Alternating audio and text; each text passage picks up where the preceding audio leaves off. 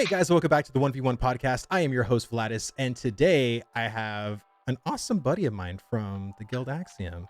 He's a streamer. He's, hopefully going to be a content creator one day on YouTube.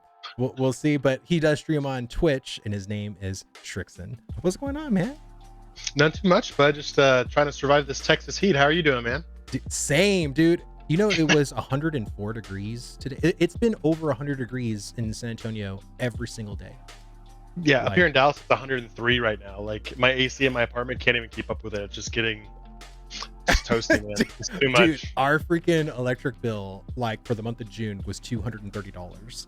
And so Oof. I think it's going to be either just as much or even more, because, it's just been only getting hotter. It has not calmed down yet. But yeah, anyway. my bill was like 100, or it was $220 for my little apartment. So it's right, it's just, dude. And our bill in April was the lowest it's probably been. It was like $80. Oh wow. Yeah, we don't really use a lot of electricity. We really don't. We don't have lights on as much, and the only thing that's on pretty much a lot is my computer and a TV here and there. That's about it. So. Gotcha. That's about the same here. But yeah, Srixun. So when it comes to you, right? I know you've been kind of doing the Twitch thing off and on a little bit. I know work's been kind of really chaotic for you, same as me. But when you do stream and stuff like that, what games are you kind of playing right now? What are you kind of dipping your toes into? The kind of the bread and butter easy ones, right? You got some Overwatch here and there, a little bit. I used to stream EVE Online. That's where I really got my big streaming background from. I used to be the biggest EVE Online streamer, and then Iron Bank and those guys came in and dominated the entire stream network out there.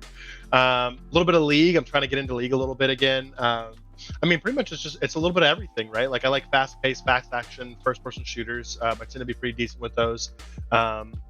But MMOs, man, that's what sinks you in, right? That's what pulls you in. You get stuck in it for years. So, but yeah, that's gonna be my bread and butter when I get the stream back up moving full bore. Right. Because I know we talk about PvP, and I know you hate PvP. You're just so much. You're like a hardcore casual fisherman, PvE kind of guy, right? Yeah, let me cut the grass with scissors. That's all I want to do in any of these games. I just want to gather grass all day. That's all I care about. My god. Okay. You see me out there with scissors on the front lawn, just bro, dude. So you literally reminded me of a show that probably no one has seen before on MTV called The Assistant with Andy Dick. I don't know. Okay, so this was a show back in the day, in my high school days, and it was a show about. Andy Dick was the guy, right? And they didn't know you were gonna have to be an assistant to a Hollywood celebrity. That was the whole reality show.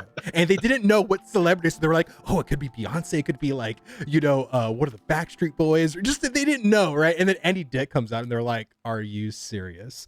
And it was so funny because, long story short, they go out to his backyard and there was some grass that was literally growing in between the pool and the cemented area. It's a little thing of grass, and he basically just says offhandedly oh, we probably need to cut that. And literally this girl named Tanika grabs a pair of scissors from inside the house and starts cutting the grass. That's a lot of effort, dude. Yes. And I was like, holy God, this girl is crazy. But it just reminded me of that one scene. If you know, later on in the comment section that you've seen that episode, you've seen that part. But no, I know you're really into PvP that. Right now, I know when it comes to Ashes of Creation, PvP is definitely going to be a very controversial topic in that game specifically. But I know, especially you say Eve, PvP Eve is probably the most controversial. Some of the biggest YouTube videos with millions of views was that huge epic battle. What was it, in 2011 or something like that? It was costing over $500,000 in damages or something like that. Yeah, the Money Badgers coalition. I was part of that coalition. I was with I1ISK, and somebody trolled and picked on one of our friends. And a guy named Lenny trolled one of his friends, basically stole his ship out of what's called a POS, or a player-owned structure. And so we just spent all of our money from our online casino and just went to town and just basically got the Goonswarm Federation, which I'm allies with now, but basically got them down out of all their massive space, hundreds of systems, down to a single system, and just went to wage war on them. So and it's just, it shows you the butterfly effect in full effect right there. One small thing can change a drastic landscape in gaming. So but now goons are back to their former strength, and now everybody seems to be kind of like high five and a handshake, and at least from those days. And so now it's one of those things. And I mean, I got an EVE Online because I was in Ultima Online, right? Ultima Online's the same, like full loot to like kill everything, a high intensity PvP. Right. And some people aren't a big fan of that, and that's totally fine. I just Right. like that adrenaline rush when you win. And for lack of better words, I also enjoy the loss, because like you're like, okay, now I gotta go get that guy. Like I gotta rebuild. What did I do wrong? It's more. It's just crazy. It's just crazy. You just have to be a lot more calculating with it. So I've had times where I rage quit for months with EVE, man. Like, oh my gosh. Right now I have a ship called the Revenant, which is like one of the most rare super carriers in the game, and I am like terrified to even undock it. So it just stays hidden right now, just because it'll get blown up. So Dude, I can't even imagine what it's like playing that much into a game, because again, I come from World of Warcraft, right? So it's like I really wasn't buying cosmetics or buying anything like monetarily in that kind of way. And I even hear people like with Star Citizen, that game's not even out yet, spending tons, thousands of money. I mean, but so much. Yeah, I mean, but Eve, I mean, that game is out, and people have spent hundreds of thousands of dollars in that game too. So it's kind of interesting just to hear, the risk that's involved, right? Because that's your money, man. Like that's like all of that could just be gone just in a blink of an eye. And it's, I don't know. Yeah.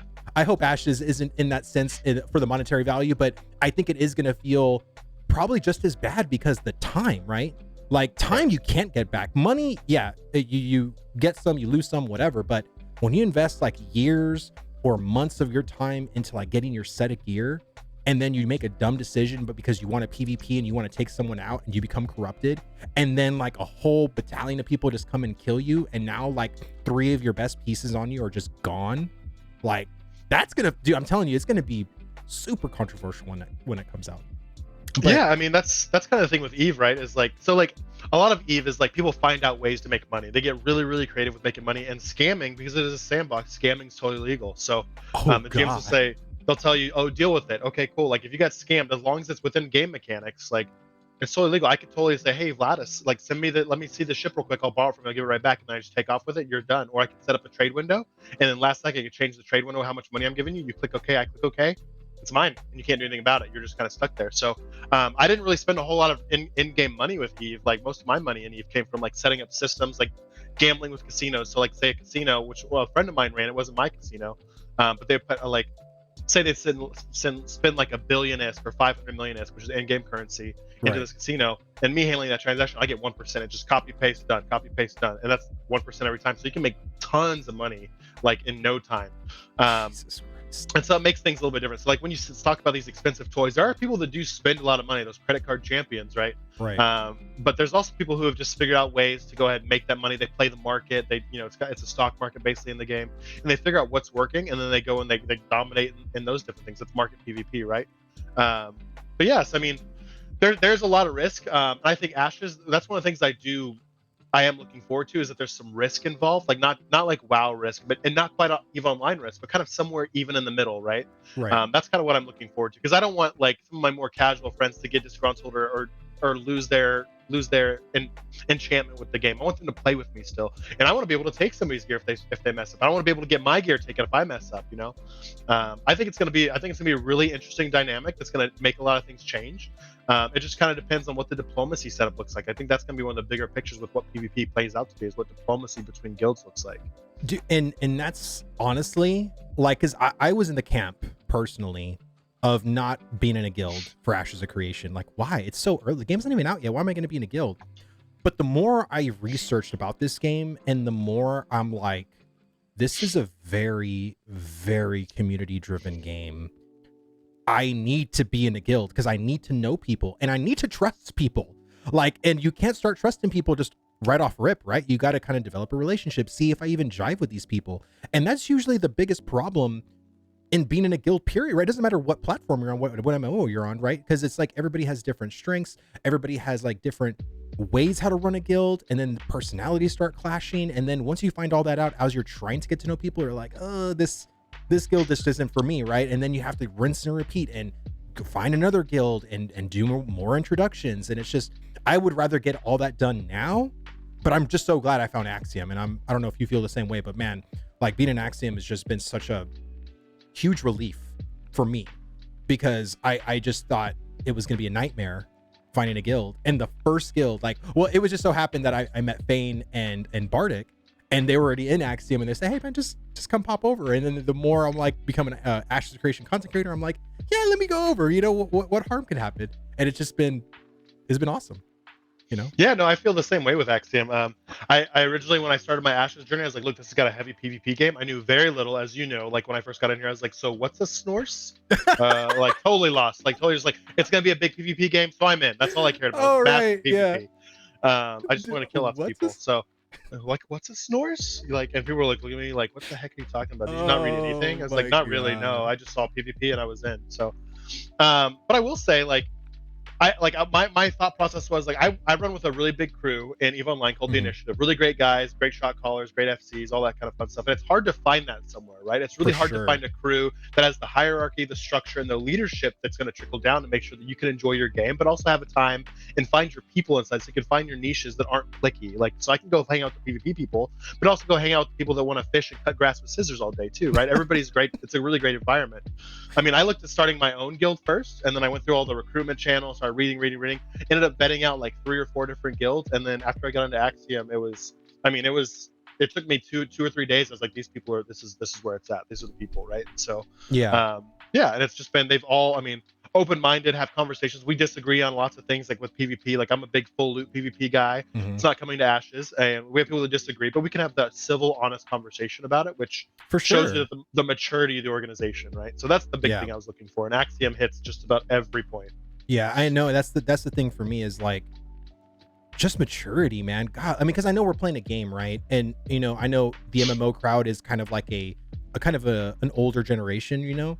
But I would even still say that you know, just because you're an adult doesn't mean you're not automatically mature. You know, there's plenty of adults that are immature, and so like I was just so worried. Sitting right here, Vlhadus. I'm sitting right here. So. No, but I'm just saying, like it's a nightmare, man, and that's why I tell people, like, you know, you gotta find a guild that just meshes with your vibe. You know what I mean? And it just so happens Axiom meshes with my vibe really well. And believe me, it's not because we all think the same way, like you were saying. Like, we have so many different kinds of personality types. We have so many people think that drastically differently. But I think the humanity of it all is be like, yeah, we can agree to disagree and just move on. Like, it's not a big deal. Like, we're not gonna, you know, persecute you or make fun of you or make you feel like you're an idiot for thinking the way you think. And I think ultimately that's like the biggest blessing of it all. But to kind of go into a little bit of like the gaming side. So as far as like MMOs, like we know you were like super big into like EVE and all that. Like what like the major MMOs like have you kind of dived into and stuff? Oh, the biggest one, I mean, is EVE Online. I've been in EVE Online since 2003, since beta. Like, I mean, that's for freaking ever ago, man. Oh my goodness.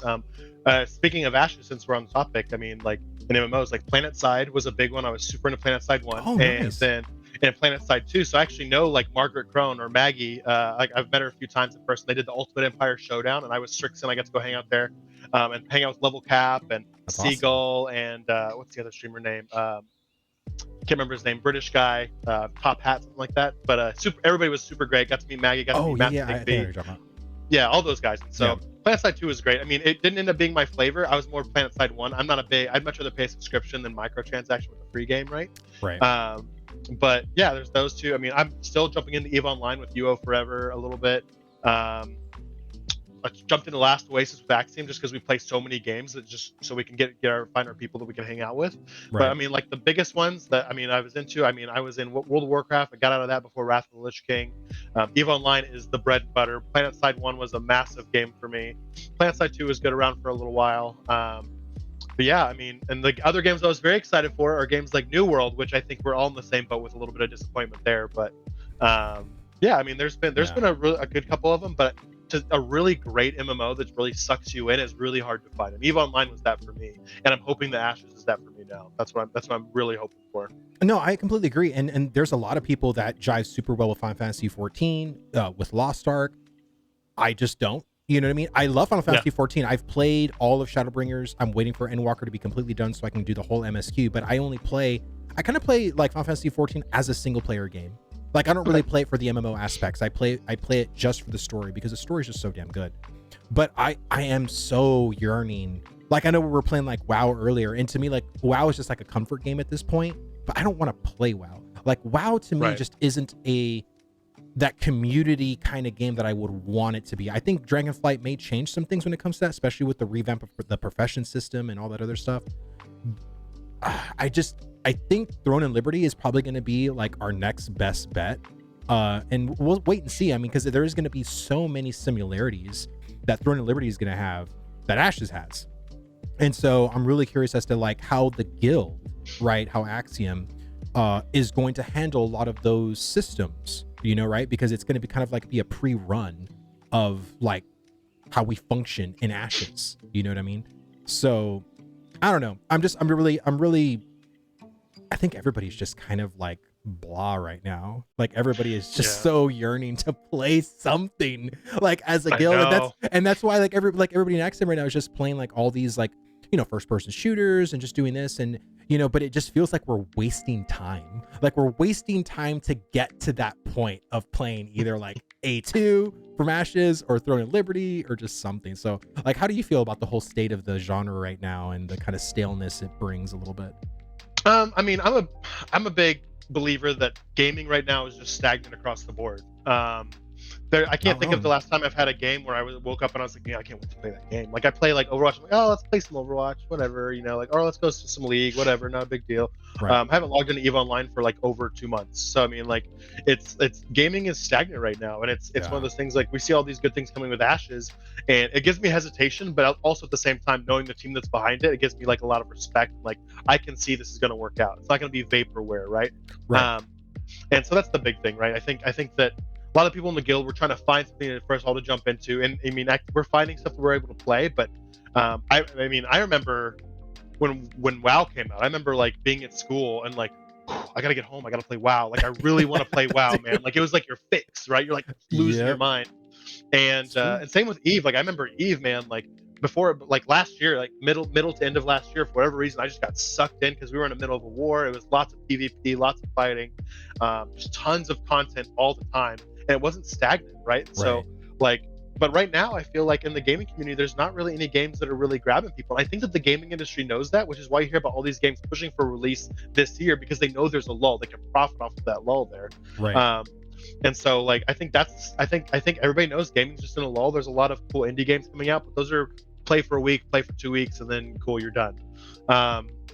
And maybe play with some friends, like play Among Us or Fall Guys or something like that. But it's like a party game. It's not like a game you go and invest, build a character or stuff like that. You're not really invested in the game, right? Right. So, I mean, I'm really hoping that, like Throne and Liberty, I have my hesitations with it being like a Korean MMO. But I do... yeah, I know. That's. I mean, Final Fantasy, you talked about that. I mean, that's not Korean, of course, but I played Final Fantasy 11 hardcore too. I played it very MMO-esque, but that's what Throne and Liberty, man. I'm just like, I didn't get into Lost Ark. I mean, I went ahead and bought a kit so I could like, because I thought I was going to be super into it, and then I wasn't. All that stuff, and I just like, I'm really ready for like a game to suck me in, to keep me there, and to like where I can't think about anything else for a while, right? And that's what I think the rest of the community is looking for too. I mean, even if it's a mediocre or above average game, but it can suck you in, I think you've got a home run. And I think that Ashes is not going to be mediocre by any sense of the means. I don't think anybody thinks that. I think they're either in the camp of vaporware, or it's going to be everything, or it's going to be a new world, right? But I think it's going to be. I think it has potential. I think it can be really great and hit that niche that we're all looking for, that we're all waiting for. Right. I think people are also hesitant because of all the flops lately. Like anything from Amazon Game Studios has not done anything.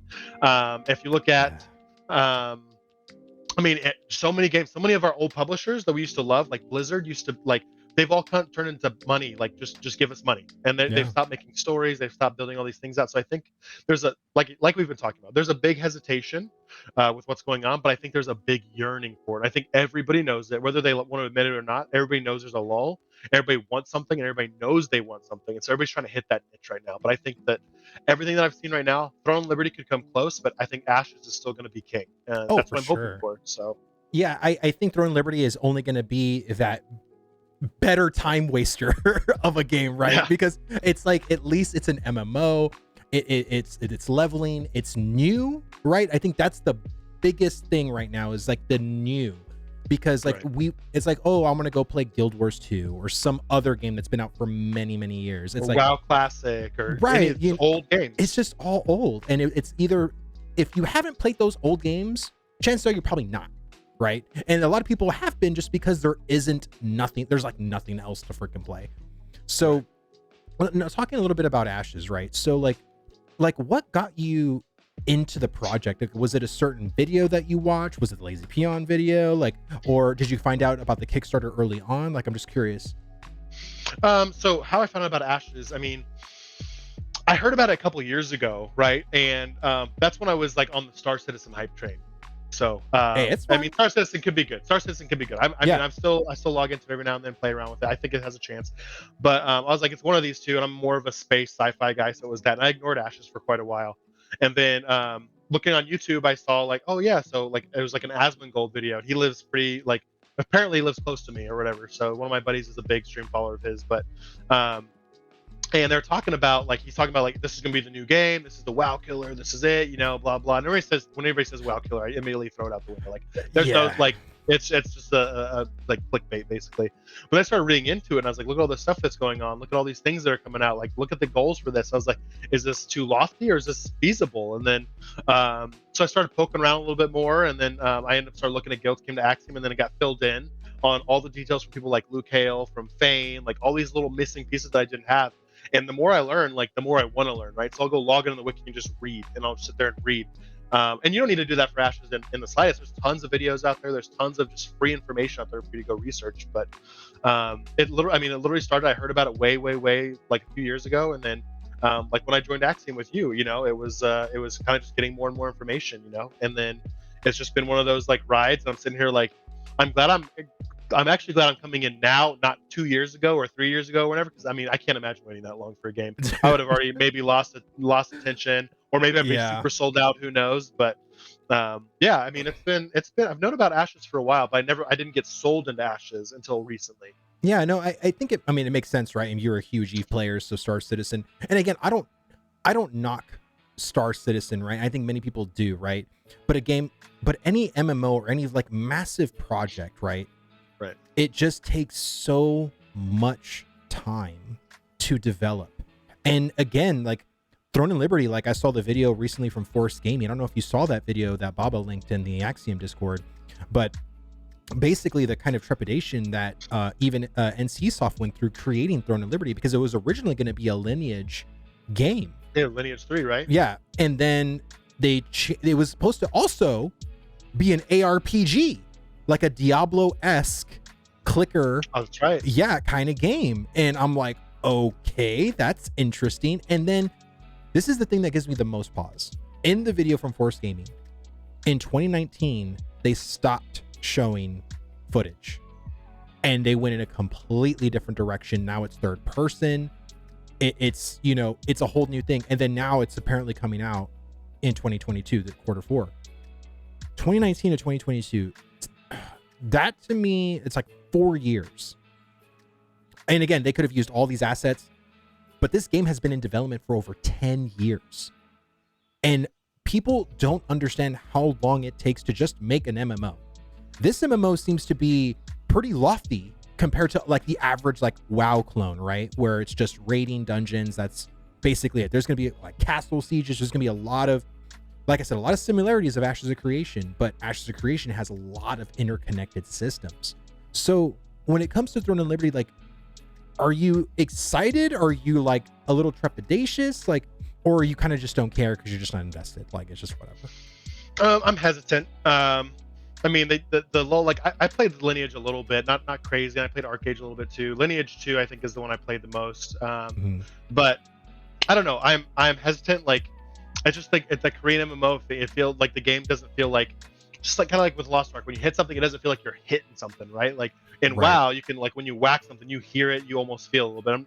And with these KMMOs, like it's almost like it's too pretty, and it's too like, everything is very much like, the art's great, like, and they do a lot of great effects, like they do a really great job with the art, but it's also, it's like, it's too fantasy, if that makes sense. Like I either want like realism with Ashes, like give me like knights and stuff like that, and I mean there could be zombies and stuff like that, but I'm talking about more art style, or like give me sci-fi like EVE Online, where I can zoom in and see the hull and stuff like that. Like it's a lot of it's that aesthetic, that look. I'm not a big aesthetic guy, but Axiom's gonna play it. I'm assuming like we're gonna have a good amount of people from Axiom playing it, and I want to play with my friends, and so like I'm gonna give it a shot. So, kind of just jump in there, and if it's not my thing, then it's not my thing. But if it is, then great. You know, if it's not any good, then I'm just at where I'm at right now. Right? There's nothing to play. But if it is good, then I can be like, hey, like sweet, we've got something to hold us over till Ashes is ready to rock and roll. You know, so Right. and that's kind of where my mind sits with it. I was just a little bit hesitant, but since my friends play, I'm gonna probably jump in and see how it goes.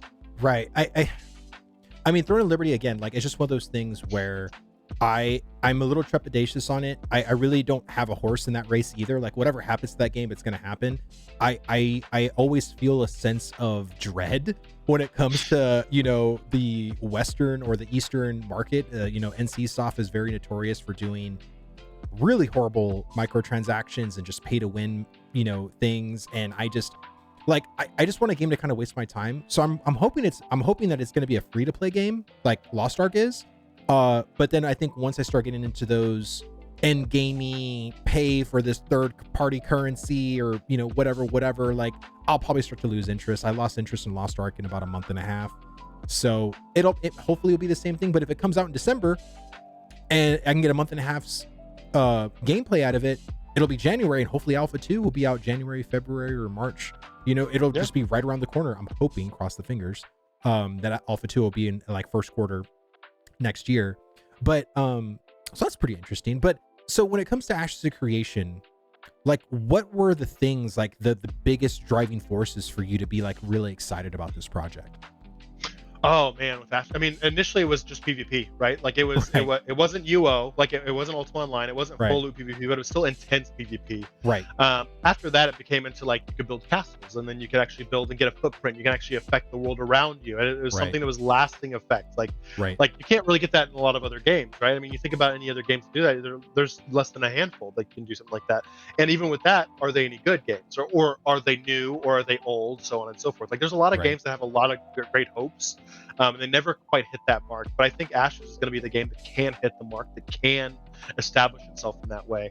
But yeah, I mean, initially it was PvP. Then thinking about caravans, I mean, I was in there, like I literally just had like, cool, get one team on the caravan, and we'll have like a hammer squad that's like really top-notch PvPers, like a little bit off to the side, so when they jump it, we come in behind them and wreck. Like it's just the strategy of it, right? And then the large-scale PvP, like I mean, like arenas and battlegrounds, those kind of things are great, but I mean, EVE Online, like we're talking about games and stuff like that, like you've seen those fights, like there's 6,000 people in local chat that are in the system that are in the fight, right? Some of them are alt accounts like that, but like, I mean, that's the kind of stuff that I was like, this is awesome, you know? And those they have stuff to kind of counteract the process we usually called tie-dye or time dilation. So time in the game slows down. Right. But yeah, I mean, that kind of stuff. And with Steven talking about 250 versus 250, and they're trying to work on 500 versus 500 for Ashes, I was like, this is going to be freaking sweet. Like they're sitting there thinking like, well, if you're only on like two axes, right, an X and a Y axis, you don't really have a Z axis to go up and down necessarily. Like, how's it going to look and how's it going to work? And then guess what? Surprise, surprise, they have a video. They talk about what their plan is and what their goal is. Like they've actually thought about every step along the way. So pulled me in as PvP. Second was strategy, and then the third thing entirely was like that they're actually paying attention to what you're saying. They're paying attention to how the game player is going to play, and they have a strategy behind every inch of the way. Like I mean, when we saw the video, like the latest video, they had they're talking about Unreal Engine. They actually made a tool inside of Unreal Engine to make sure they can mold the land around them faster, and are giving back to the game industry community. But they're finding ways to make us and give us the content we want in a better, more effective manner. Right. I can't remember hearing about a game ever doing that before, or any industry. I'm sure it's happened, but I haven't heard about people talk about it before. And I think that's something that's fantastic, right? So they're looking at it from all angles, trying to make sure this is the game, you know. And so that's really sucked me in really quickly. And again, like I think a lot of, you know, people like Riot, Bethesda, you know, Project CD Red, I'm pretty sure they all have third party or like in-house tools that they developed, but we don't hear about those things, right? So we just assume that, oh, okay, it's going slow. Like you guys aren't pumping out content, like there's no content, like content cadence is horrible, whatever the case is. And with Ashes, like I am really glad that they at least show us like what they are doing and the processes that they used to do that are now more streamlined, because that whole tool, but before you had to literally go into a whole separate platform to create or manipulate certain things in the game. and then like manipulate them in that third party program. And then like, oh, I don't know if it's like a click and drag or if you have to go through other programs to finally put it in game to then be like, okay, where do you need to put it? Everything is all in game now. You can manipulate and organize or change in game so it doesn't ruin the flow. You know what I mean? And that's the whole beauty of UE5. And also with the whole, I think it's the cell format or whatever, like multiple people can be in different cells, you know? So it's like, again, faster production that could happen. So I'm really excited for like for how they're going about things, especially this year. I think every live stream so far has been pretty damn awesome. Like, so I don't know, like with this recent live stream, like we actually saw the updated Empyrean elves, we saw the updated Renkai elves, and we saw for the first time the Tolnar race. So I don't know what you thought of those character models or what. I don't know if you want to just speak on that in general or.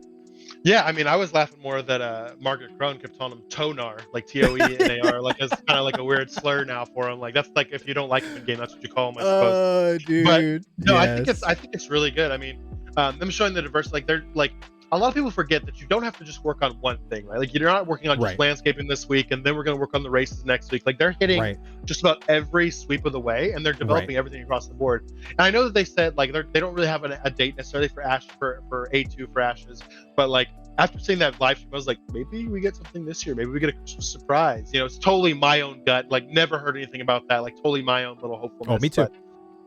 But yeah, I mean, I think that they're doing some really cool stuff, and I mean, I'm more of a fluid of who my character person is. So like, as we've talked about, I had an idea originally in Ashes, like this is what I want to play, this is blah, blah, this is what I want to do. And now I'm like, well, there's a lot of cool stuff now. Like now I just want to make sure what I'm playing is going to be good at PvP. Like, and that's what I care about. Like it's like less about the races, but all the races look great.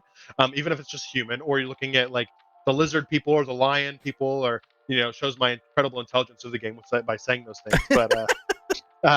But yeah, I mean, you see this stuff, and they're developing across the board, and it looks great. I mean, everything looks really good, and they're trying to make it just like, I mean, they're not trying, they are making it just a game that's going to envelop across the board. The immersion is going to be very, very high level in this game, I think, and everything they talk about, like that last live stream, man, that was I really never caught a live stream. I always watched the YouTube streams afterwards. But this is my first time, and just watching the community go crazy for these things they're pushing, like it's just so crazy. And to hear that, not even just that, but to hear like the developers, like, and all these people talk about it with like, and they're like passionate about it, right? Like I've heard developers talk about games like, oh, so we're gonna put a trump over here in a dungeon, and you hear Steven, so we're gonna do this thing, and it's gonna be really cool. And he's so fired up, you know. And you hear the developer again, and he's like, look at this, now we can actually raise the landscape much faster, much easier, much quicker. It lightens our load, and we can do this, and we can give this back to the UE community, so that way other games can use the same methodology too.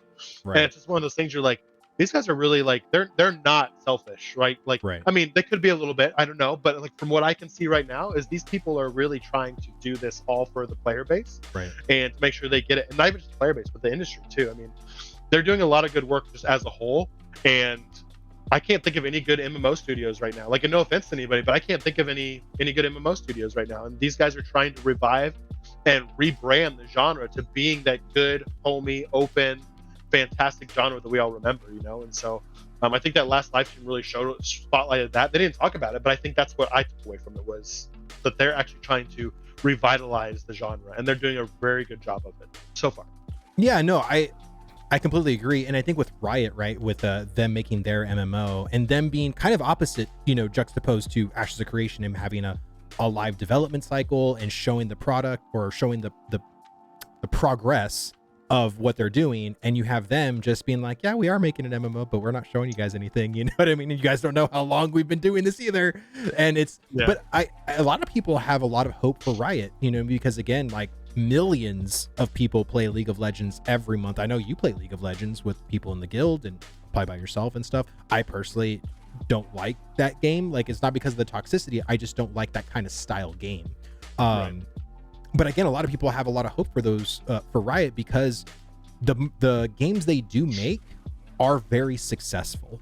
And I really hope that at least if Ashes comes out before the Riot MMO, and you have Riot, or Ashes come out, you know, has a good monetization model, there's no pay to win in sight, and then Riot comes out also really successful, you know, it has a monetization model that isn't pay to win either, you know, it's just like cosmetics and stuff like that. I hope that there can be a new standard that starts to be like reinforced again, that a lot of these pay to win, because I feel like pay to win isn't going to go away, but at the same time, like if there is money being made from that kind of monetization model, and people are excited and are actually trying to push your product to other people because it's a great product, that's what you want.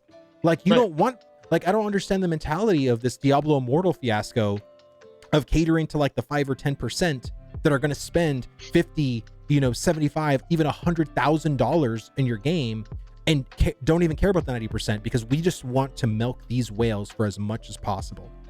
And it works. It freaking works. And I hate they made $100 million.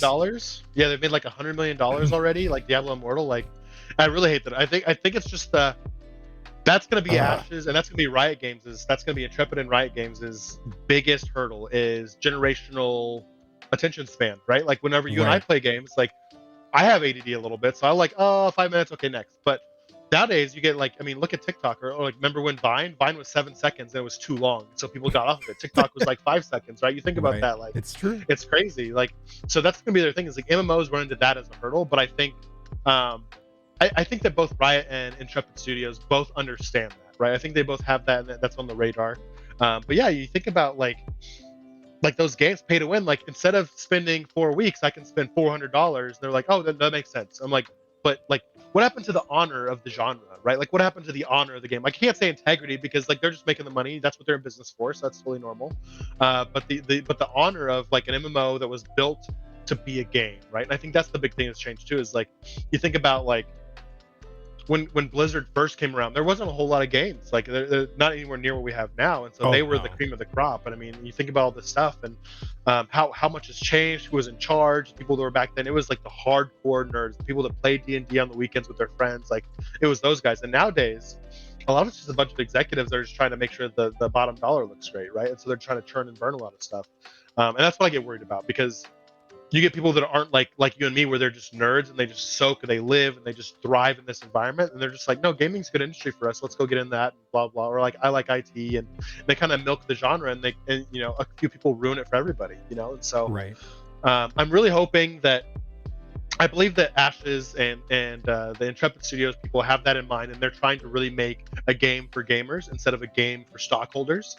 And I think that they're really doing that very strongly. I just get worried about, like, I want everybody to enjoy the game because I want it to be around for a long time, and I want it to be as good as I'm hoping for. But I haven't got on the hype train. I'm still trying to keep myself distance. I'm excited for it, but I'm not like, this is the holy grail of gaming, So I'm just like, kind of like, so I don't let the hype train kill me. I don't want it to be a Cyberpunk, right? Cyberpunk's a great game, but the hype train, you think about how much, people got super excited about it, and then it never met it. And so people will overhype themselves and lose interest because of their own fault, So I don't want to be one of those. I want to kind of sit back and kind of be a casual reader, pay attention to stuff, and when it gets closer, that's when I'll pull my hardcore switch, and we'll be ready to rock and roll. But I do think that Intrepid's got a lot of the right idea, and they're going to go into this the right way, and they'll be able to combat that. And I'm really hoping, like, if the game is good, I have less of an issue with a cash shop for cosmetics. But if the game is terrible and you're trying to sell me a bunch of stuff, I have no interest. EVE Online went through that route. They upped the subscription to $20.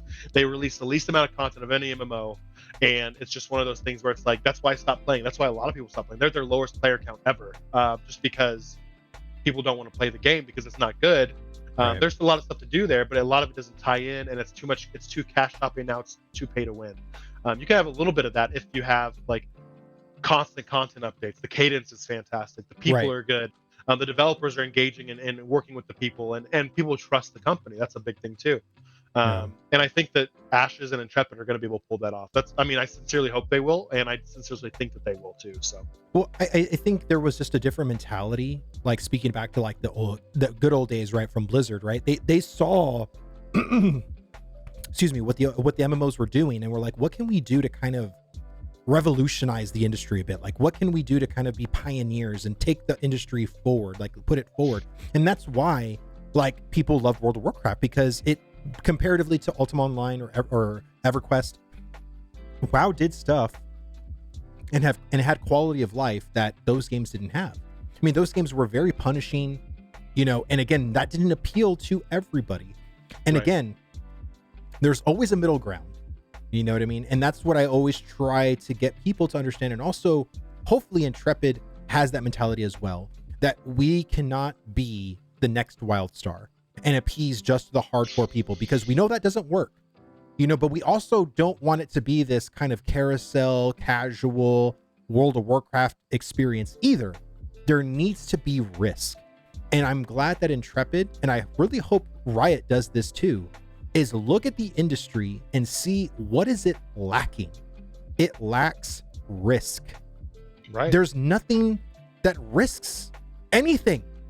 What's the point of your time investment if there can't be a little risk involved?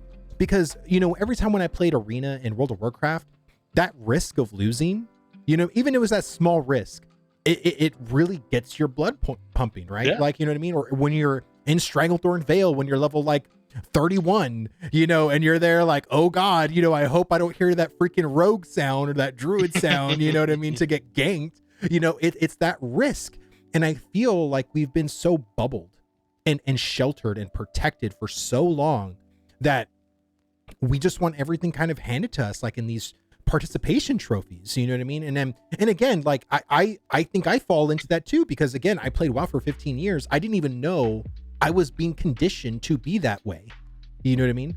And I really do feel like now playing other games and kind of, what's the word I should use? Like rehabilitating, I guess would be a good word from, you know, because I was in the WoW train for so long, and it's just having that fog. And there was also a lot of toxicity in World of Warcraft 2 that I endured for many years, and playing a game that you almost feel like you hated. Like I remember my girlfriend, now wife now, she would tell me like, do you really even love this game? Because you complain about it every day. Like, I don't understand why you want to play something where you're constantly complaining now. And I told her, I was like, babe, you're so right. Like, I've been doing it out of sheer habit at this point, that it's like, I don't even know what my life would look like if I wasn't playing WoW. And now that I've stopped, it does feel weird. Don't get me wrong, because I do want to play something, but I feel so much better. Like I feel like burdens lifted off, you know what I mean? And I think a lot of players that are pretty much in my kind of situation, where they're trying like Final Fantasy 14 for the first time, maybe Guild Wars 2, maybe even Eve, or, you know, SWTOR, or just insert MMO there. They either found their next home, or they're like a wanderer, just wandering towards the next big thing. And again, I really hope that risk is something that Intrepid keeps, you know what I mean? And I'm still going to advocate it for. I still want there to be this medium. And so for you, like, who really loves PvP and loves like full loot PvP, like where you die, I take everything. Like, I know you love that. But what, as a compromise, do you think the corruption system for you, do you think that's a satisfying system for someone like yourself, someone that is like a very hardcore full loot PvP person? Does that like, does that make you feel or does that make you actually be like, oh, I can get used to this? I think I feel like, from what I know about the corruption system, for me, like, my thought process with it is it should just be like a separate avenue, right? A separate avenue of gameplay style, right? So, I don't know. I think that the corruption system is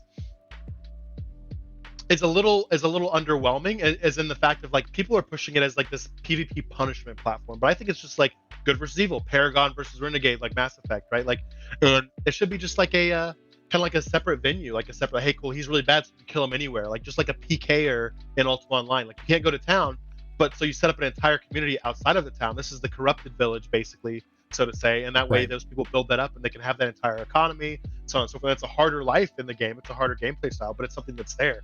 Do I want that myself? Probably not, because I want to be able to play with my friends. I want to be able to play with my guild and Axiom, and they're not going to be a bunch of corrupted people there, and so I don't want to put them at risk by doing that. So I think that the corrupted stance, I think that as long as it gets to a fashion and an idea of like, not necessarily punishing people for PvP or being like very like non-consensual PvP, but like making it like, if you choose that path, you choose that avenue, like, you're going to lose some stuff. Like, you're going to lose town privileges, town access, stuff like that. Right. But it's not going to like just destroy your game, right? Because like non-consensual PvP is risk, right? So that's part of the deal. And when you do something where somebody ganks you and you actually kill them instead, like it's happened to you, it's happened to everybody. It's a great feeling. But also at the same time, when you get ganked and you're not ready for it, it sucks too. So right, I think it needs to be a venue. I think that Intrepid is going to be really good on working on this idea of avenues instead of sweeping. Like WoW with their PvP system, it's sweeping it. The rules hit the entire server no matter what. With Ashes, kind of like how EVE Online is, like EVE Online has a security system, so you can go to like nullsec, which is there's no cops, you can get destroyed, you can get wrecked. High sec, where you shoot somebody, the cops jump in on you. Concord comes in and destroys you, right? And depending on the level, that's how fast they respond. And then you have like mid, like low sec, which is low security space. And so like you have an avenue for people to do their average, and they know the risks when they go into these areas. And so I think having risk, but also having notarized risk, because some people just don't want to play with risk, and some people want to play with a lot of risk, but also having that reward to go to risk, so that way it's incentivized. I think that can do some really great things for Ashes, and I think that can really expand on the player base. That way you can hit people like me that want to go and like destroy somebody, take all their gear, which I don't think they're going to do a full loop PvP system. I don't know if that would necessarily work nowadays anyway. No. But I also think that like you could have that kind of a system set up where, you know, the players that don't really want to do that, like our friends that just want to like do PvE stuff, they don't have to go into a high risk area, and they can still get their gameplay up, but there's still risk there too. But they're just not going to get as much out of it. Like if you went to a very like a high risk area and more fishing, and you get rarer fish there, that would be something that I would see. But then you go to an easier area where like PKing and PvP is less common, but you get more common items or more common fish or something like that. Like there's got to be a risk versus reward factor, I think. And I think Ashes, I'm hoping Ashes really hits the nail on the head. So yeah, I mean, I think they can do it. Well, so my whole thing is that what I always hear from PvPers, especially like people that want like constant PvP, is there needs to be a really awesome battleground system, right? And because battlegrounds traditionally are instanced, right? You queue for them, it pops, you pop into an instance, you go battleground, right? But since everything's gonna be open world, like there could be a zone, kind of like if you played WoW, right? Like Terran Mill and South Shore, right? Like on the map, it's like redded out. Like, so it's basically, if you enter this red area, it's a battle zone. And whenever you go in there, it's a whole battleground. But it doesn't just have to be, oh, as soon as you're in there, the whole objective is just to kill players. There could also be a special spawns that go in there. So there's like special elites that have maybe like rare materials. There could be herbs that spawn there. There could be mines that go there. There could be like actual like PvE reasons of why you'd want to go there. And you're like, ooh, like, the risk reward, right? Like, do I want to enter a battleground, even though I'm not really much of a PvPer, but there's really awesome things in there that I could really use to craft with, or things that my guild could use, or things that I could use. And I think that's ultimately what Ashes is all about, is that kind of thing where I hope in an area there are plenty of activities that you can do that are both PvE and PvP both related. Now, there could be separate ones where it's just like, this area is just, it's only gonna be PvP, that's what it's there for, whatever. But also, there's always the beauty of organic open world PvP, where it just happens. Like, there's just something that clicked. These people came out of here. There was a savior that tried to help them, and then all of a sudden their guild was like, hey, oh my god, what's going on? And it's just like this huge brawl that just starts happening in a whole, and it's very exciting, you know what I mean? And it's like, holy crap. And you're like, and then people are just like onlooking, being like, do I enter? Do I not enter? Do I attack, not attack? Like, and I think that's what the PvPers are looking forward to, right? So I think there just needs to be that magical blend of that PvP and PvE nature that's involved. Now, personally, the corruption system to me, as an onlooker, right, that's never really been into Lineage 2 or Arcade or ever experienced a kind of system like that, it's meant to be a punishment system, because there's supposed to be ways for you to PvP without having to be like penalized for it. You know what I mean? Like there should be those instances for you to go and do that. However, if you're not in a designated PvP zone or in an area like a battleground, if you do kill somebody, it needs to be intentional. Like, you're killing them because either the intent of their guild banner, maybe their guild betrayed ours, or maybe it was just someone who like fucked you over, you know, or something like that. And you're just like, I hate that guy, I'm just gonna go and kill him because I don't like him.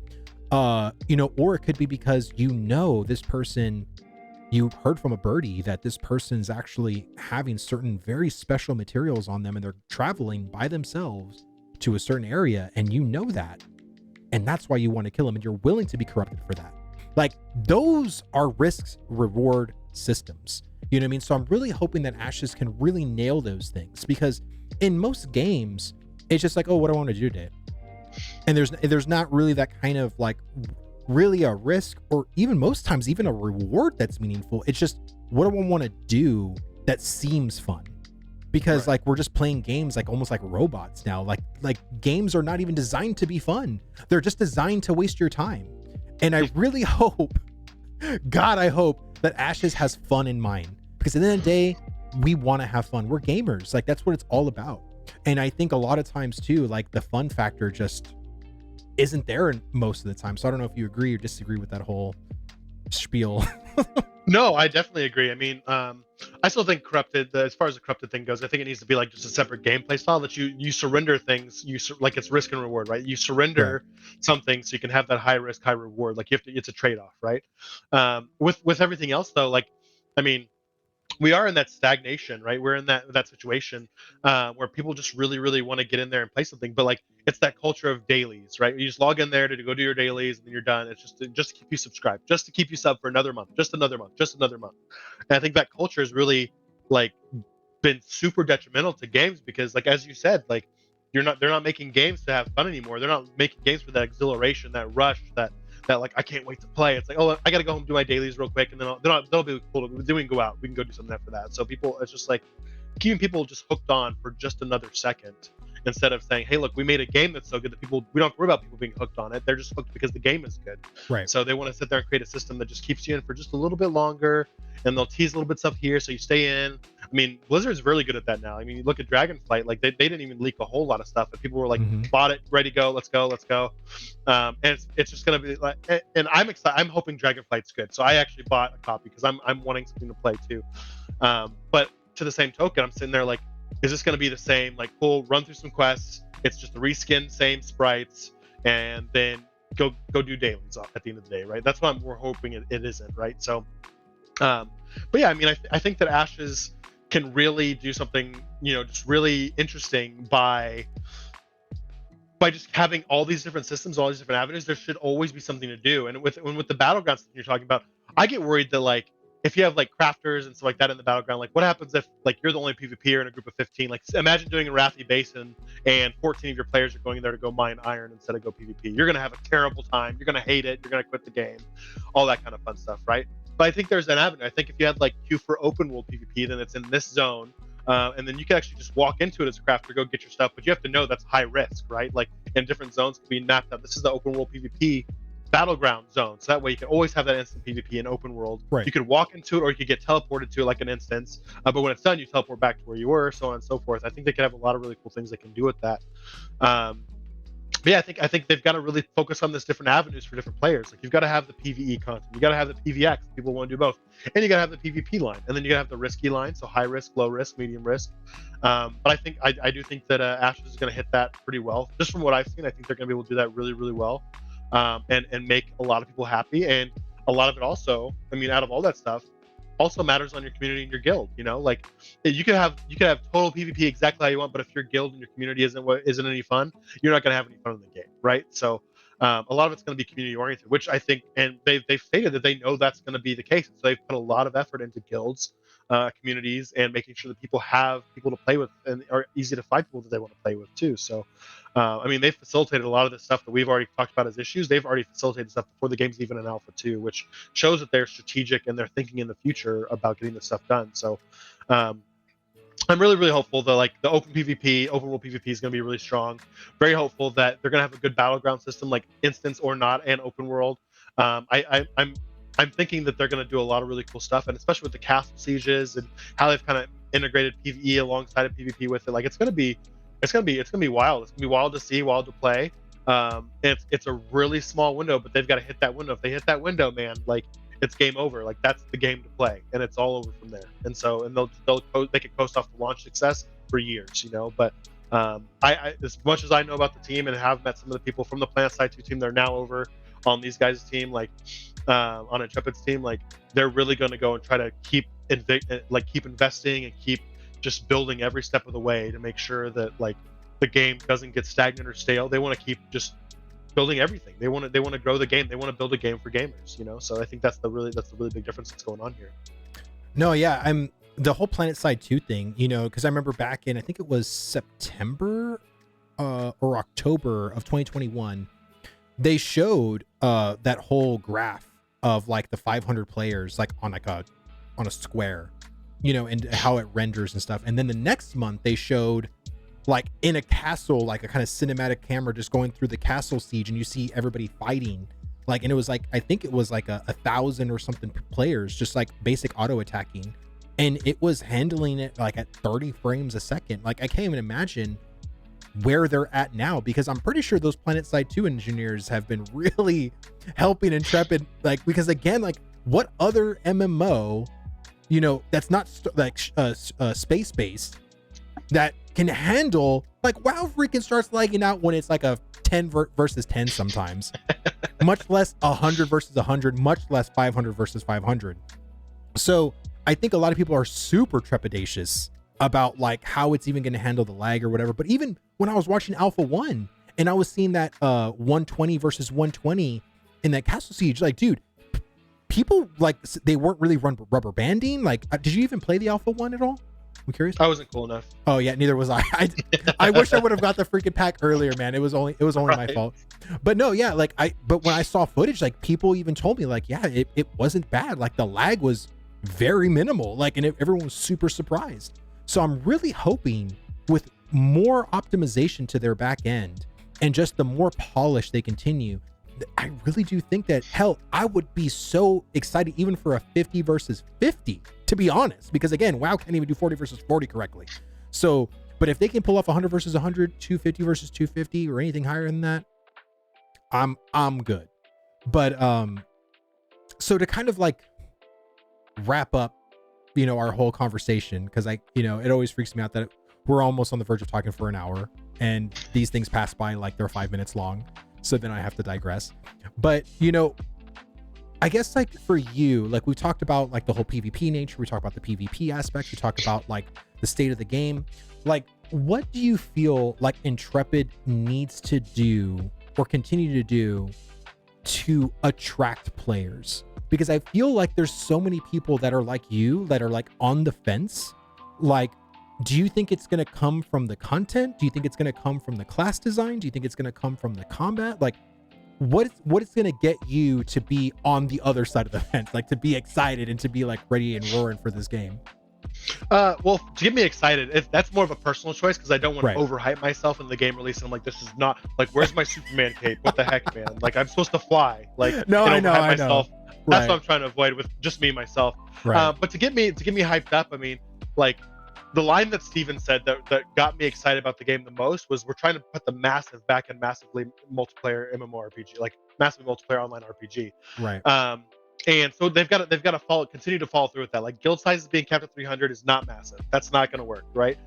They've got to be able to have some things like APIs. Like, I mean, I know that Steven doesn't like APIs, but you can clamp an API down and make sure it's restricted and stuff like that. But you've got to have that so that way the community can build the tools they need, and you can take those tools and invest them, like back in the game, like how WoW's doing with Bartender. They're following that bagging system, right? They've got to really show that. I don't know. I mean, that's my stuff is like the technological side, but also saying what also did get me very excited is seeing that they stopped and jumped right into Unreal Engine 5, because the performance enhancements show that they're Right. It's less about getting the game out; it's more about getting the game good. Right. And so that was something that really excited me about it. But if they really, really, really want to get me entirely like hyped up and get people that are on the fence ready to rock and roll, they're like, "Yep, we're in, we're sold." Like, I mean, I'm gonna play. But if they want to get more of those people that are like that, what they've really, really, really got to do is find a way to show how the mass PvP is going to work on a real estate effect. So there's only so much space. So you think about like 500 versus 500. So what if they just AoE the whole field and they win? Like that's a big concern, right? So if they can show that real estate that actually spreads out farther, gets bigger, that can actually be massive scale PvP, I think that's going to attract a ton of people. If they can do that effectively, they will decimate the rest of the MMO market across the board. Even EVE Online, they'll decimate that, because EVE Online, you get so many people, you get time dilation, and then it's taking you 2 minutes between shots to fire your missile or fire your railgun or whatever. So if they can show that what they're talking about, if they can really do all these things they're promising, if they can start showing stuff like that, like on a bigger scale, like the 250 versus 250, if they can really prove the real estate's going to work with that, I think that's the bigger thing.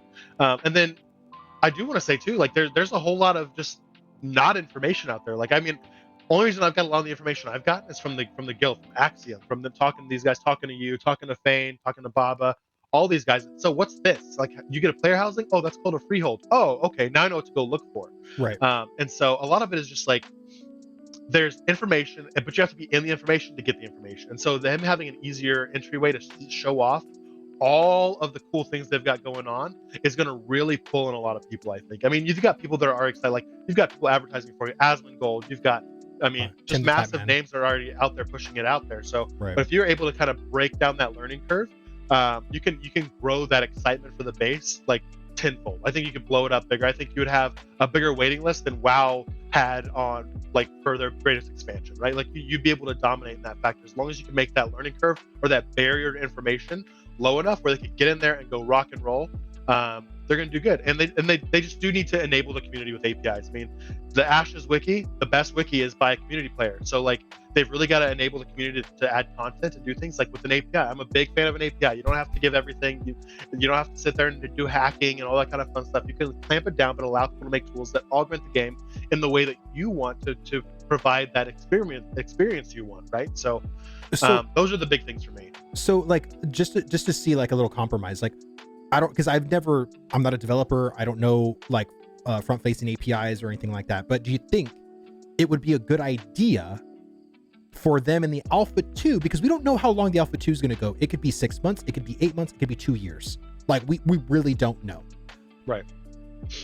Would it be a bad idea for them just to open up, like fully open up so people can actually use the API like in Alpha 2 and see what the community comes up with?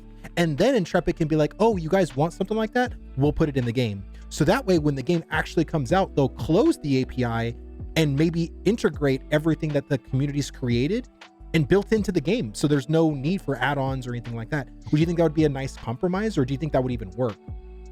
I mean, it could work in the opposite direction, like start small and expand as it goes, because I don't even care about add-ons. I still play WoW without add-ons, right? So I mean, I have a GUI add-on, that's it. And so like I say still play WoW, I use that term very loosely, but I mean, you start small and expand, right. Like, and then you can see what people want. I mean, you can use that as a very functional method to kind of see what's going on, what people are really demanding. And because the same thing is like, I can type out an idea and I can show it to 3 different people. 3 people are going to hear 3 different ideas, right? So it's all about how it's going to get executed. You look at, like, for example, EVE Online, you have Alliance Auth. So that's a system that somebody built that can go out and you can tie it to their API, so you can manage your alliance, manage your corporation, and you can use it a lot easier than the in-game tools are. And when you have the community doing that stuff, like the guy who runs that, he can develop that himself, and he's not on the paycheck or on the timeline of Intrepid, so he can develop that as fast or as slow as he wants to. And so you get a lot of really cool aspects. But I think if they just open up, cool. So basic API, guild management, cool. You can build a website that can help you manage your guild. It can just take information out, can't input information. You can just read only, stuff like that. Just having read only on a small scale, then expanding as they see. I don't want it to be massive, ginormous API. I don't necessarily want add-ons. I don't necessarily care about DPS meters. But you're either going to cooperate and do this where you can have it in a controlled fashion, or people are going to make it anyway. There's no DPS meters in EVE Online, but it's tied to an API. But you can go get a DPS meter because people made it and they went and did it without APIs. So you're going to get it either clunky and with a frustrated community base of developers that want to help the game grow, or you're going to do it yourself and have slow development. It's just a matter of slow development. Like you can't develop everything all the time. Like Intrepid's got a great studio and a great team, but they've got other priorities. They've got other projects. Nobody's working on.